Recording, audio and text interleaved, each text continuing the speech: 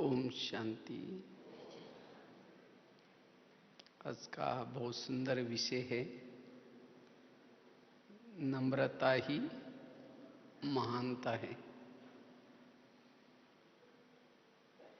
ये विषय हमारे टोटल ज्ञान, योग, धारणा और सेवा का रिजल्ट है।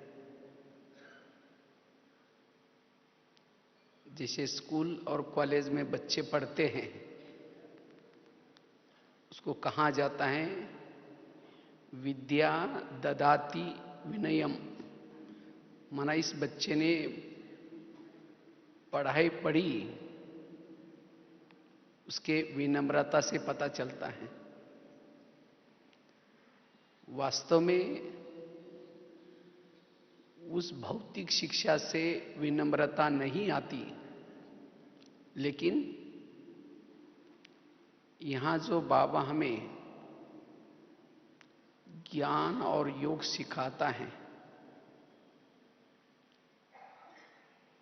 जिन्होंने इस ज्ञान को समझा, योग को समझा, धारणाएं की, सेवा की, उसके अंदर विनम्रता का गुण आएगा।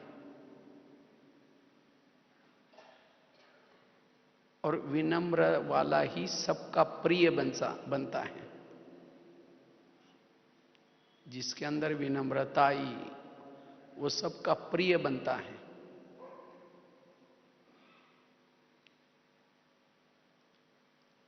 अगर विनम्रता के बजाय ज्ञान, योग, धारणा, सेवा करके अभिमान आएगा, तो गुणों के बजाय हमारे जीवन में दुर्गुण नजर आएंगे। और दुर्गुण वाला व्यक्ति किसी का प्रिय नहीं बनता। लोग उसे किनारा करेंगे, उसे बात करना पसंद नहीं करेंगे। क्यों? अभिमान आया।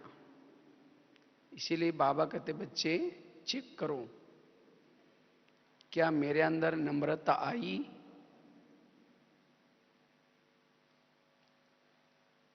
अन्यथा जीवन की समस्या, आपस के टकराव, संस्कार मिलन न होना, ये कभी कभी जो समस्या आते है उसका कारण भी कोई और दूसरा नहीं है, स्वयं का अभिमान। स्वयं का अभिमान ही विघ्न पैदा करता है। इसलिए अगर हमें विघ्न जित निर्विघ्न बनना है, तो ये नम्रता का गुण धारण करना है। जहां नम्रता आई, वहां सारे गुण आ गए। अभिमान आया, गुणों का गुलदस्ता मुरझाया, सब गुण खत्म हो गए। इसलिए बाबा कहते, बच्चे नम्रचित बनो। अभी भी मुरली में बाबा ने कहा कि बाप को अपने दिल में रखो। किसके दिल में बाबा बैठ सकता है? अर्जुन के बैठा रथ में, दुर्योधन के रथ में नहीं बैठा। क्यों? अर्जुन नम्रता का प्रतीक है और दुर्योधन अभिमान का प्रतीक है। अगर मेरे अंदर भी कोई अभिमान होगा, मैं होगा, तो बाबा दिल में नहीं बैठ सकेगा।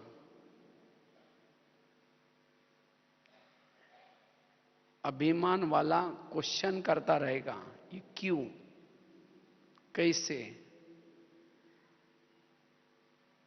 और जहां अभिमान आया, वहां माया आ गई। मैं आया, माया आ गई। इसलिए मैं के बजाय नम्रचित।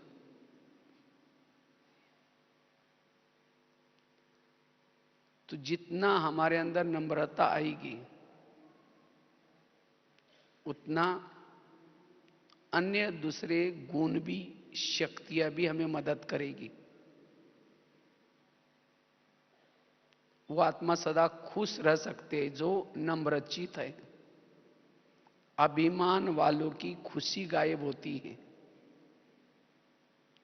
वैसे तो अभिमान वाला करता बहुत है, लेकिन मैं करने के कारण उसका किया हुआ पुण्य बल भी खत्म हो जाता है और उसका भविष्य का फल भी खत्म हो जाता है। इसीलिए अभिमान वाला खोखला होता है, और जो खोखला है वो खुश नहीं रह सकता। जो नम्रचित है उसका पुण्य भी जमा होता है, फल भी जमा होता है और उसका बल भी जमा होता है। इसीलिए बाबा कहते बच्चे नम्रचित्त बनो, और इससे ही हम महान बनेंगे, सदा खुश रहेंगे।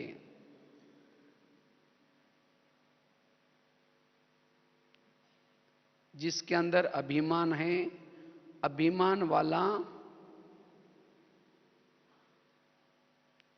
कर्मयोगी नहीं बन सकता। अभिमान वाला अशरीरी स्थिति में, बिंदु रूप स्थिति में, बीज रूप स्थिति में नहीं रह सकता, क्योंकि अभिमान के कारण वो अंतर्मुखी भी नहीं बन सकता। इसलिए बाबा कहते बच्चे नम्रता का गुण धारण करो।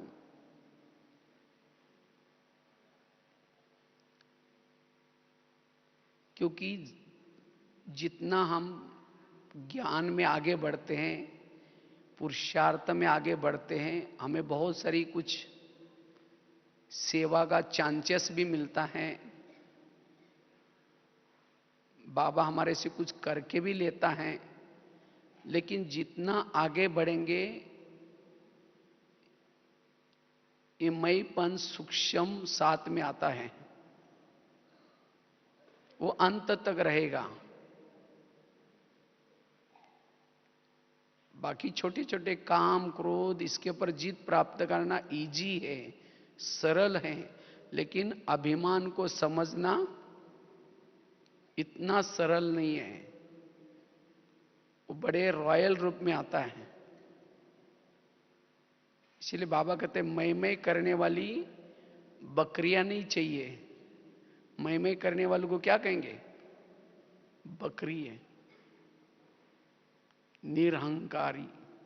इसलिए ब्रह्मा बाबा ने शरीर छूटने से पूर्व 3 बातें बताई। बच्चे निराकारी बनो, निर्विकारी बनो और निरअहंकारी बनो। और जितना हम निरहंकारी बनेंगे उतना बाबा हमारे दिल में बैठेगा, क्योंकि बाबा भी निरहंकारी है। निरहंकारी बाबा को बैठने के लिए दिल की डब्बी भी कैसी चाहिए? निरहंकारी वाली चाहिए। अगर अभिमान होगा तो बाबा भले दिल में बैठेगा, लेकिन बाबा के बजाय अंदर से मैं निकलता रहेगा, तो बाबा कैसे बैठेगा?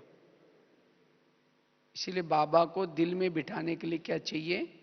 निरहंकारी स्थिति चाहिए। तो जहां निरहंकारी स्थिति है, नम्रता है, वहां संतुष्टता है, धैर्यता है, सत्यता है, ईमानदारी है, सभी गुण का रिजल्ट है नम्रता।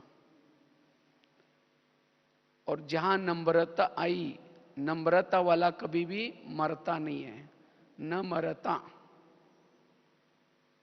नम्रता वाला क्या बन जाता है? अमर बन जाता है। इसलिए हमें अगर महान बनना है, ये नम्रता का गुण धारण करना है। जितना हमारे अंदर नम्रता आती जाती है, उतना हमारे मन के व्यर्थ संकल्प की स्पीड कम हो जाएगी। अभिमान वालों के मन में व्यर्थ संकल्प की स्पीड होती है। आजकल दुनिया में तनाव बढ़ता जा रहा है। तनाव क्यों है? अभिमान। अभिमान वालों को तनाव होता है, और जो निरहंकारी हैं वो तनाव से मुक्त रहेंगे। अभिमान भारी करता है, दिमाग को भी भारी, तन को भी भारी, मन को भी भारी। इसलिए हमें नम्रचित्त, और जितना हमारे अंदर नम्रता आएगी उतना हम स्व स्वरूप में, आत्म स्वरूप में टिक सकेंगे। उतना हम भ्रुकुटी के आसन पर स्थित रह सकेंगे।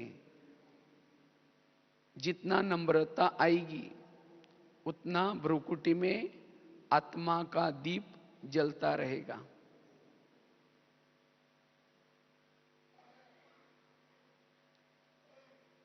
इसलिए बाबा कहते बच्चे नम्रचित्त बनो। अभिमान वालों को फीलिंग आती है, मुझे पूछा ही नहीं, मुझे बिना पूछे काम किया, हाँ? मैंने इतना सहयोग दिया था फिर भी हमारी कोई कदर नहीं है। इस तरह से व्यर्थ संकल्प। और जिसने पूछा नहीं उसके प्रति निगेटिव सोच, अंदर से मन में घृणा, नफरत, वैर, विरोध, ये सब क्यों पैदा हो गया? अभिमान के कारण। वैसे तो कहते हैं दुनिया में भी अंत समय विनाश होगा। तो ये विनाश क्या है? अभिमान का रिजल्ट है विनाश। मिसाइल्स टकराते हैं, मतलब क्या होता है? मैं भी कोई कम नहीं हूं, ये भी कोई कम नहीं। तो इसी तरह अगर हमारे जीवन में भी कोई प्रॉब्लम्स है, कोई लड़ाई है, कोई टकराव है, तो इसका मतलब हमारे अंदर का अभिमान। अगर सामने वाला भी अभिमान में है, हम भी अभिमान में हैं, तो टकराव होता रहेगा। इसलिए बाबा कहते बच्चे नम्रता का संस्कार धारण करने से हम अंत तक टिके रहेंगे। अभिमान वाला बीच में ही चला जाएगा, अंत तक ज्ञान में टिक नहीं सकेगा। एक बार सागर ने नदी को पूछा, आप हमेशा बड़े बड़े पेड़ों को लाती हूं। सागर नदी को पूछता है, बड़े बड़े पेड़ों को लाती हूं लेकिन घास को क्यों नहीं लाती? उसी समय नदी ने कहा, घास मेरे पानी के सामने झुक जाता है, इसीलिए उसको नहीं लाती हूं। लेकिन पेड़ मेरे पानी के सामने नहीं झुकता, इसीलिए उसको उखाड़ करके लाती हूं। तो इसी तरह जीवन में जो अकड़ करके चलता है वो उकड़ जाता है, और जो झुक करके रहता है वो सदा के लिए टिक करके रहता है।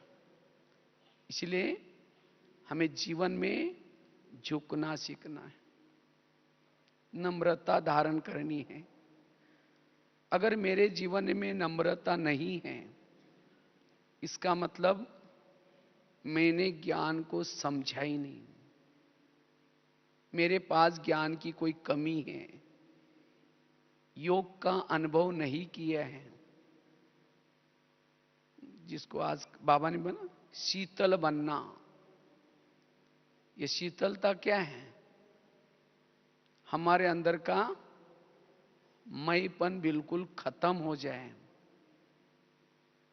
तब शीतलता आएगी। अभिमान वाला शीतल नहीं बन सकता। अगर मैंने धारणा अच्छी की है, रिजल्ट में नम्रता दिखाई पड़े,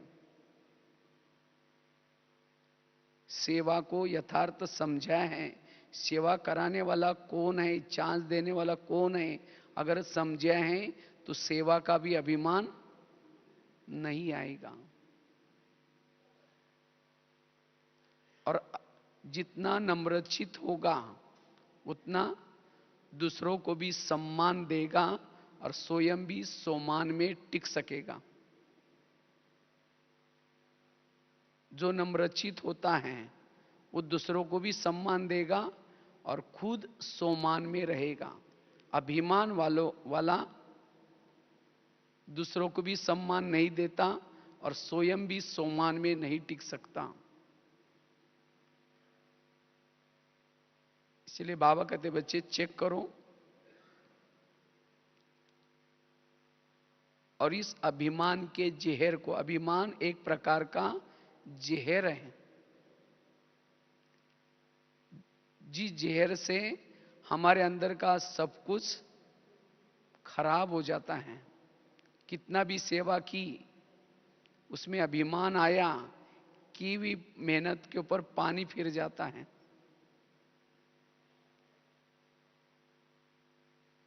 अगर मेरे जीवन में कुछ व्यर्थ संकल्प विकल्प है, इसका मतलब अभिमान है। तो जो नम्रचित होगा उसको दूसरे के अंदर भी गुण विशेषता दिखाई पड़ेगी। अभिमान वालों को दूसरे के अंदर की गुण और विशेषता दिखाई नहीं पड़ेगी। अभिमान वाला हमेशा हद में रहता है, वो भेद में नहीं रह सकता। जो कुछ खुद कर रहे हैं उसका ही उसको अभिमान होता है। इसलिए बाबा कहते बच्चे निरहंकारी बनो, और जितना निरहंकारी बनेंगे उतना उस निराकारी स्वरूप का टेस्ट, उस प्रभु मिलन की टेस्ट का अनुभव कर सकेंगे। तो इसलिए हमें नम्रता को धारण करना है। वास्तव में हमारे पुरुषार्थ में नम्रता का बहुत बड़ा महत्व है। वास्तव में ये ब्राह्मणों का एक प्रकार का कवच है। जैसे पहले जमाने में राजाए महाराजे क्या करते थे, कवच पहन करके मैदान में जाते थे।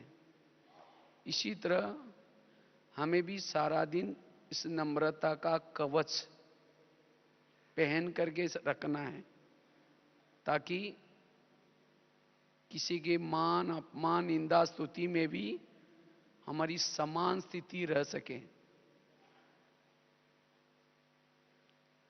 अगर कोई सैनिक नहीं झुकता तो गोली उसको लग जाती है, तो दुश्मन से आई हुई गोली से बचने के लिए वो क्या करता है, झुकता है, बच जाता है। नलका होता है, वो पानी देता है, झुक करके दूसरे की प्यास बुझाता है। इसी तरह जितनी हमारे अंदर विनम्रता आए उतना माया के वार से हम बच सकते हैं, उतना भरपूर बन सकेंगे, मन शांत रहेगा। तो इस नम्रता हमारे जीवन में आए, इसके लिए हम क्या करें? उसके लिए सबसे पहली बात है, सदा ये बुद्धि में रहे कि करण करावन हर कौन है, बाबा है। जितना हमारी ये स्मृति है उतना हम जो भी कुछ करते हैं उसमें हमारे अंदर विनम्रता आएगी। क्योंकि हमारे पीछे हमारा बैकबोन, हमें मदद करने वाला कौन है, बाबा है। वास्तव में हम कुछ भी नहीं कर रहे हैं। जैसे पहले जमाने में जैसे कठपुतली का खेल दिखाते हैं, कठपुतलियां पर्दे के पीछे कोई ना कोई व्यक्ति होता है और महीन धागे बांध करके वो क्या करता है, उस कठपुतलियों को नचाता है। और जब कठपुतली अच्छी डांस करते हैं तो देखने वाले क्या करते हैं, उसको देख करके ताली बजाते हैं। उस समय कठपुतली को अभिमान आए, मैं तो कितना अच्छी डांस कर रही हूं, मुझे देख कर ये लोग ताली बजा रहे हैं। तो क्या सचमुच वो कठपुतली डांस कर रहे हैं? पर्दे के पीछे वो व्यक्ति है, वो महीन धागे को खींच करके नचा रहा है। तो इसी तरह अगर कठपुतली को अभिमान आए और उस समय खींचने वाला नहीं खींचेगा तो कठपुतलियां ऐसी लटक जाएंगी, स्थिर हो जाएंगी। इसी तरह परम धाम में बाबा बैठा है, पर्दे के पीछे हैं, वो दिखाई नहीं पड़ता। और हम सभी कौन हैं? कठपुतली हैं।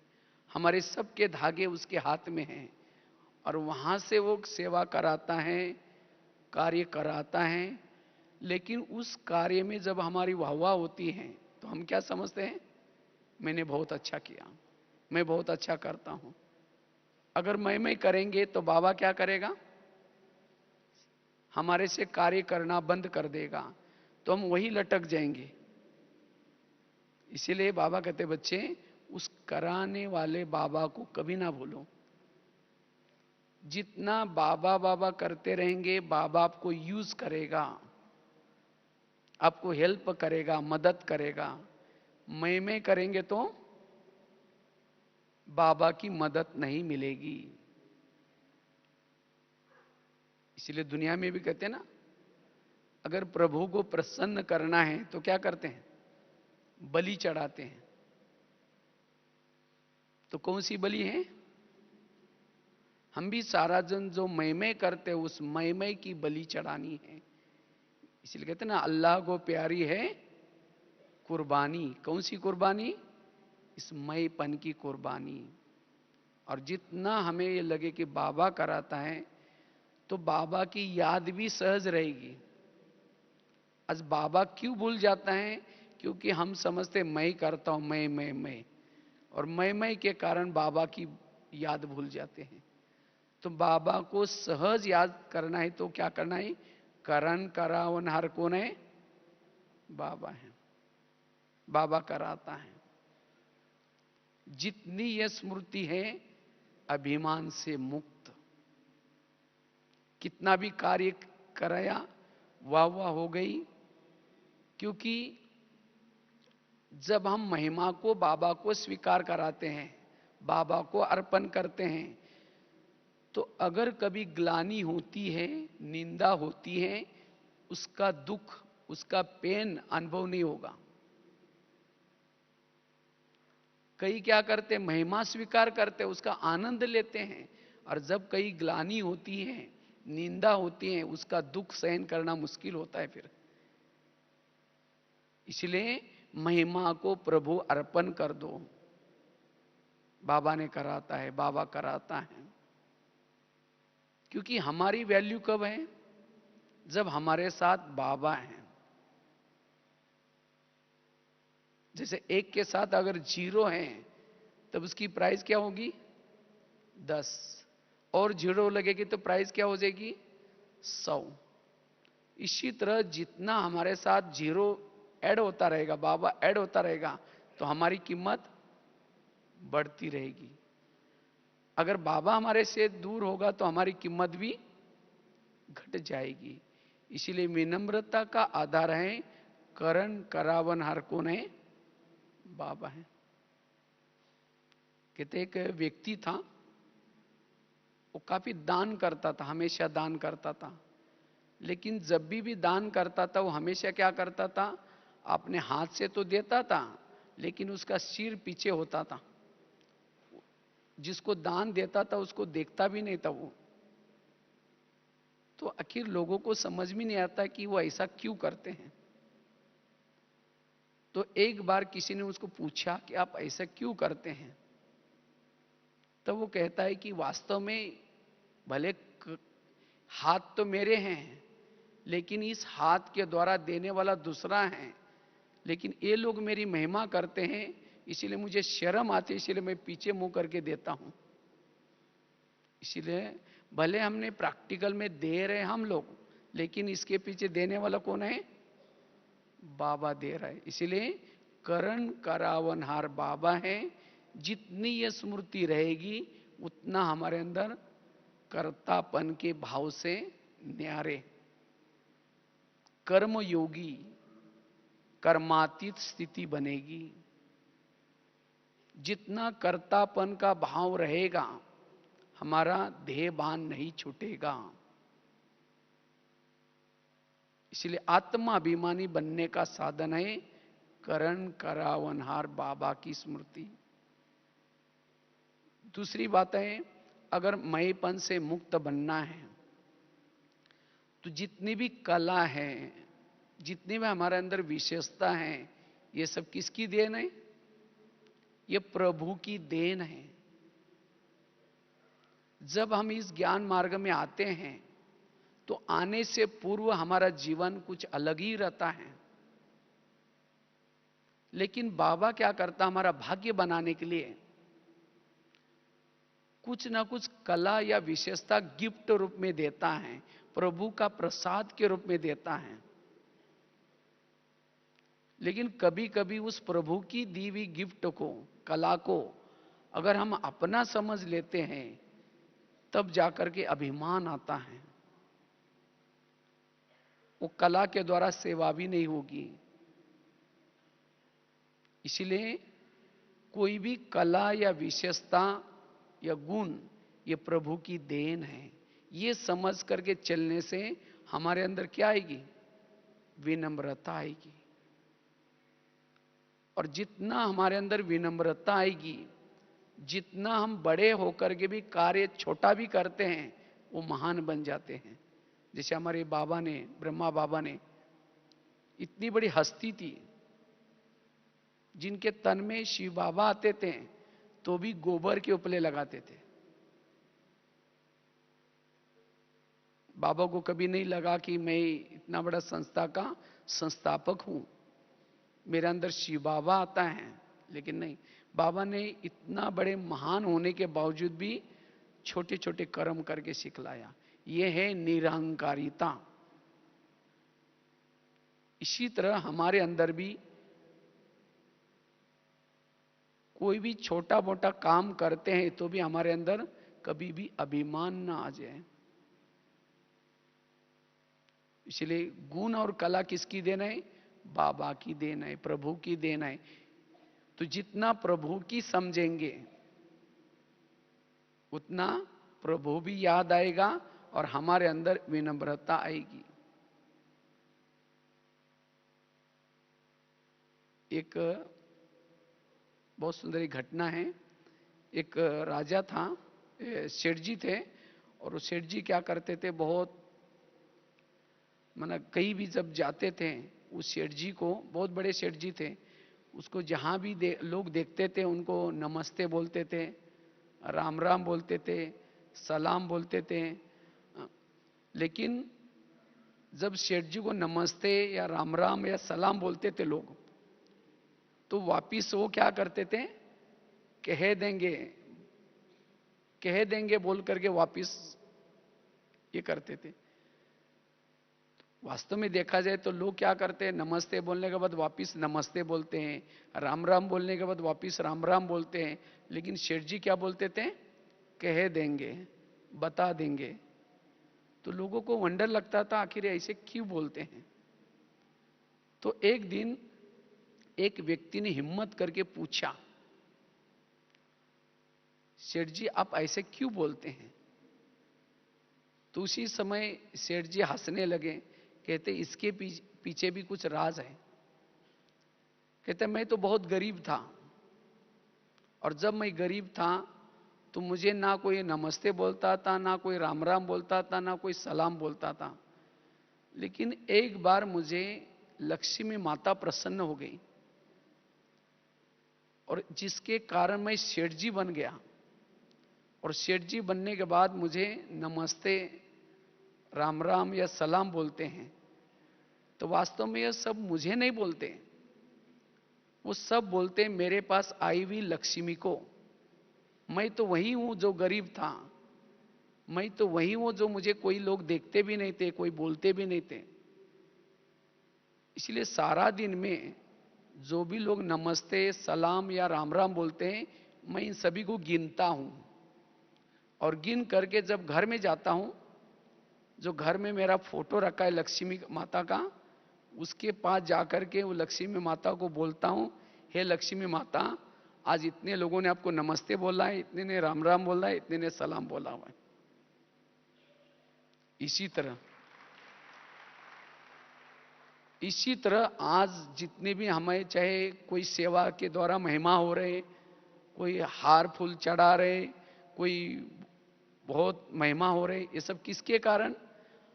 हम तो सभी वही हैं जो पहले थे, कोई पूछते भी नहीं थे, देखते भी नहीं थे। तो इसलिए हमें भी क्या करना है, सारा दिन जितनी महिमा होती है, जितनी में हमें कोई महिमा करता है, ये सब को क्या करना है, इकट्ठा करके रात को सोने के पहले सब बाबा को बोलना है, बाबा आज इतने लोगों ने आपकी महिमा की, आपके लिए ऐसा ऐसा बोला है। हमें उसको स्वीकार करना नहीं है, और तब जाकर के हम नम्रचित बन सकेंगे। अगर हम उसको स्वीकार करेंगे तो फिर बाबा हमारे से कार्य नहीं कराएगा। इसीलिए कोई भी कला है, गुण है, विशेषता है, ये सब प्रभु की देन है। तो जितना इस स्मृति में हम रहते हैं, उतना हम नम्रचित बन सकेंगे। तो नम्रता का आधार है गुण और कला को प्रभु की देन समझना। तीसरी बात है, अगर हमें नम्रचित बनना है तो हमारा जो असली मैं है, आत्मामय, इसको जागृत करने की जरूरत है। क्योंकि हमारा अभिमान क्यों जागृत होता है? क्योंकि झूठे मैं का समूह बहुत बड़ा है हमारे अंदर। जो हर एक के अंदर झूठे मैं, एक होता असली मैं, दूसरे होते झूठे मैं। और इस झूठे मैं का समूह ज्यादा होने के कारण अभिमान जागृत रहता है, और उस अभिमान के कारण फीलिंग आती है। इसलिए असली मय को जागृत करना है, और इसलिए असली मय हमारा जागृत रहे, उसके लिए अमृत वेले का योग, जो बाबा ने अभी भी महत्व बताया उसका। अमृत वेले का महत्व क्यों बताया? क्योंकि जब हम अमृत वेला का योग करते हैं, पावरफुल योग करते हैं, उससे असली मय, आत्मामय को ताकत मिलती है। और जिसने सवेरे सवेरे असली मय को जागृत किया, वो सारा दिन सोल कॉन्शियस आत्म स्वरूप में रहता है। और जो आत्म स्वरूप में टिक जाता है, वही झूठे मय के समूह को नीचे दबा लेता है। उसके झूठे मय दब जाते हैं और वो नम्रचित होकर के व्यवहार करता है। असली मय जागृत रहने से सभी के अंदर गुण दिखाई पड़ेंगे, सब अच्छे नजर आएंगे। हमें कोई किसी को छोड़ना नहीं, किसी से किनारा नहीं करना, उसी पति के साथ रहना है, उन्हीं बच्चों के साथ रहना है, उन्हीं पड़ोसी के साथ रहना है। लेकिन वो लोग सब हमें अच्छे दिखाई पड़े, अच्छे दिखाई पड़े, गुणवान दिखाई पड़े, उसके लिए मुझे असली मय को जागृत करने की जरूरत है। जिसका असली मय जागृत रहता है, वो निरहंकारी अवस्था में रहता है। अगर ऐसे व्यक्ति की, जिसने अमृत वाला ठीक किया, सोल कॉन्शियस में है, कोई ग्लानि भी करेंगे, अपमान भी करेंगे, उसको कोई फीलिंग नहीं आएगी। वो मान अपमान निंदा स्तुति से भी समान रहेगा।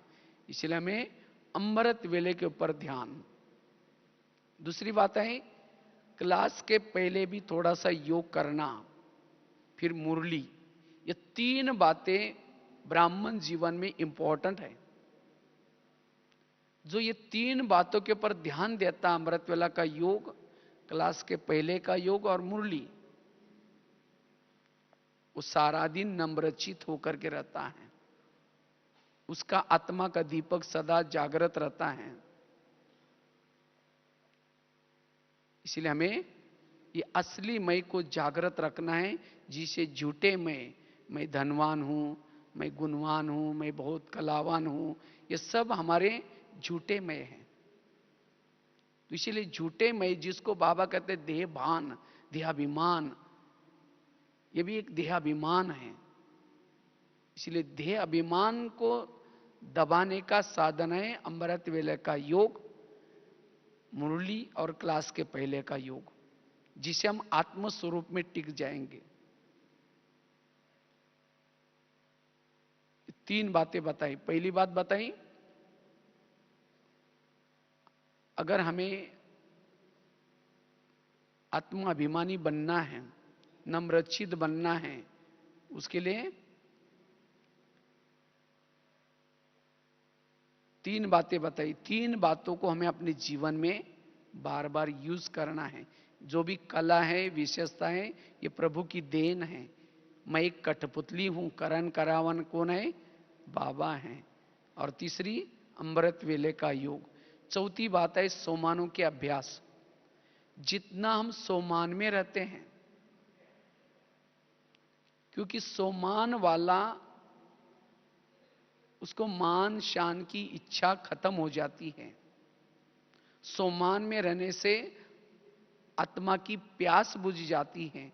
जो सोमान में नहीं रहते हैं उसके अंदर अभिमान जागृत होता है। इसीलिए बाबा कहते हैं जितना बाबा ने हमें सोमान दिया है, इन सोमानों के अभ्यास करना है। क्योंकि दुनिया में आपको कोई मान नहीं देगा, कोई पूछेगा नहीं, लेकिन जितना आप सोमान में रहेंगे आपको कोई और मान की कोई आवश्यकता नहीं पड़ेगी। मान अपने आप आपके पीछे आ जाएगा। इसलिए सोमान में रहने से ही हमारे अंदर नम्रता आ सकती है। क्योंकि सोमान में रहने से आत्मा की प्यास बुझ जाते हैं। जन्म जन्मांतर की आत्मा की प्यास बुझेगी, आत्मा संतुष्ट बनेगी, तृप्त बनेगी, भरपूर बनेगी।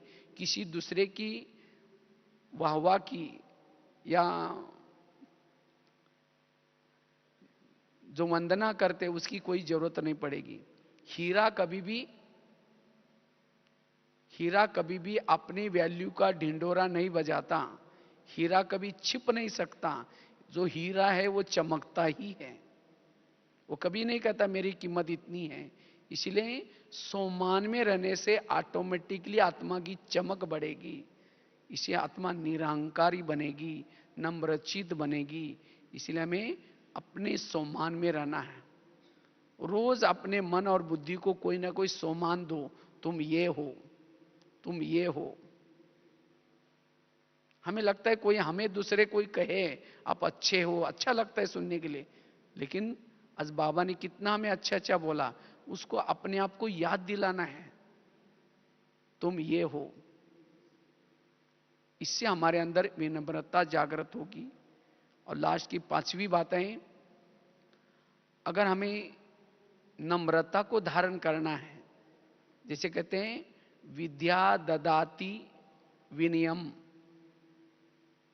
विद्या से ही हमारे अंदर विनम्रता आती है। लेकिन कौन सी विद्या? जो स्वयं का ज्ञान कराने वाली विद्या,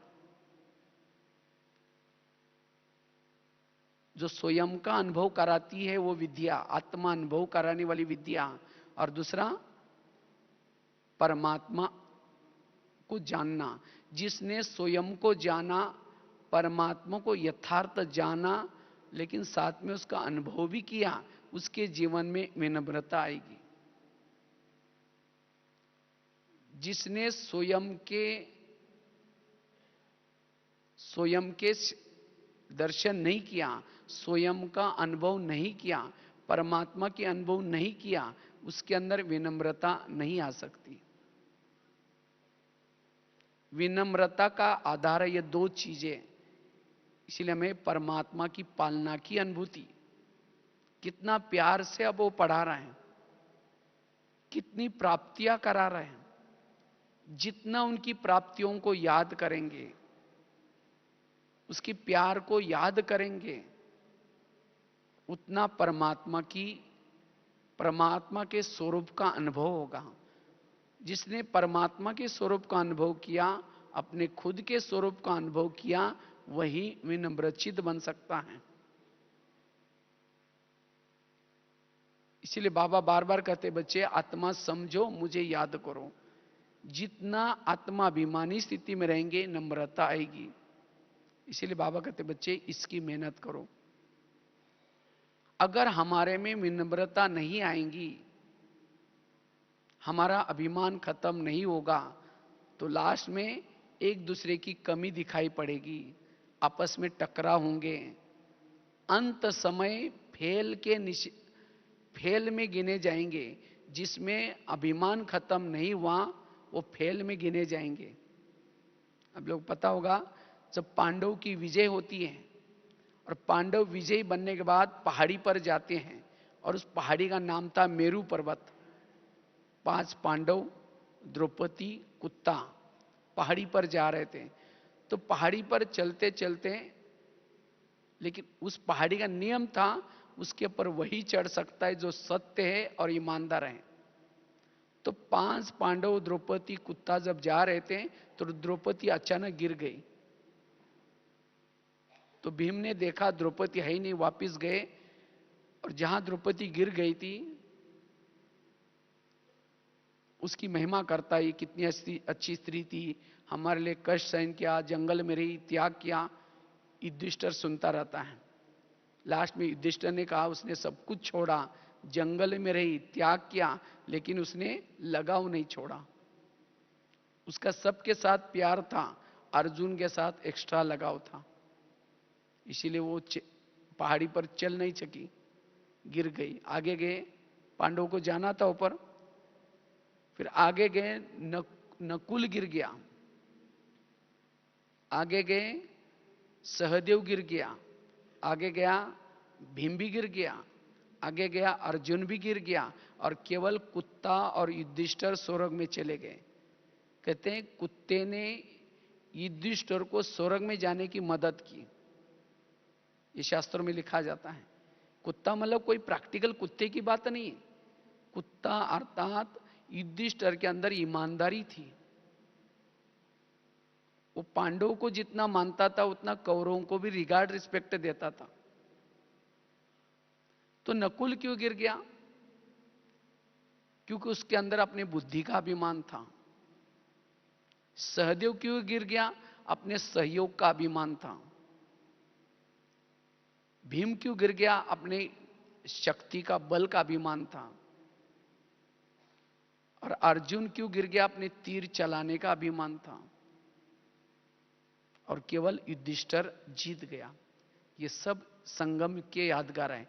अगर हमारे अंदर, हम तो इतना सारा सेंटर चलाते हैं, अगर मैं ना होता तो सेंटर ही ना चलता, मेरे कारण ये कार्य हो रहा है, मेरे कारण ऐसा हो रहा है, ये हमारा मिथ्या अभिमान है। वास्तव में हम कुछ नहीं कर रहे हैं, कराने वाला। हम चले जाएंगे तो भी सेंटर चलेगा, हम चले जाएंगे तो भी ऑफिस चलेगा, घर चलेगा, सब कुछ चलेगा, इसे भी अच्छा चलेगा। इसलिए बाबा कहते, बच्चे कभी भी अभिमान नहीं करना है। उस बाबा का धन्यवाद जिसने हमारा स्वीकार किया है। दुनिया में तो बहुत लोग हैं, बहुत कला वाले हैं, लेकिन हमें यूज किया, उसका धन्यवाद। इसलिए कभी भी बाबा कहते, बच्चे अभिमान ना आए।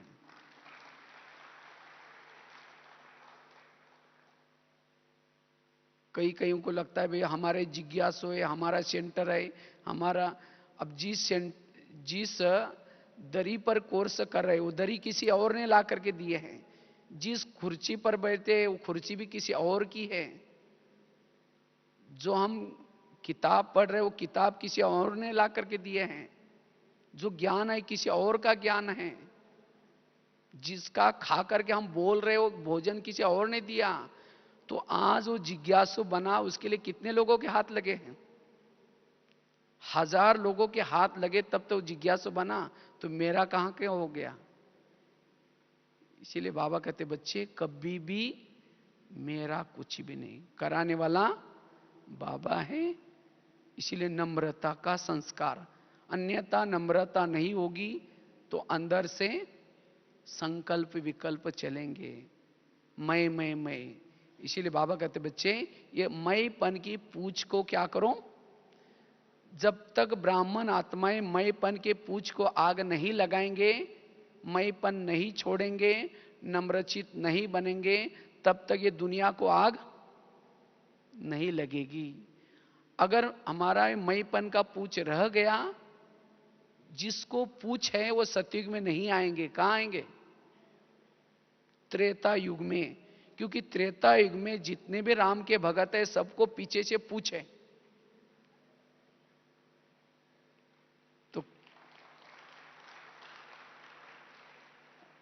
तो क्या पूछ वाले लोगों के बीच में जाना है या गोप गोपिका बनना है? क्योंकि कोई भी गोप और गोपिका को पीछे से पूछ नहीं है। तो इसीलिए हमें निरहंकारी बन करके नम्रचित होकर के रहना है ताकि हम सतयुग में जा सके। इसीलिए बाबा कहते बच्चे निरहंकारी बनो, नम्रचित होकर के रहो।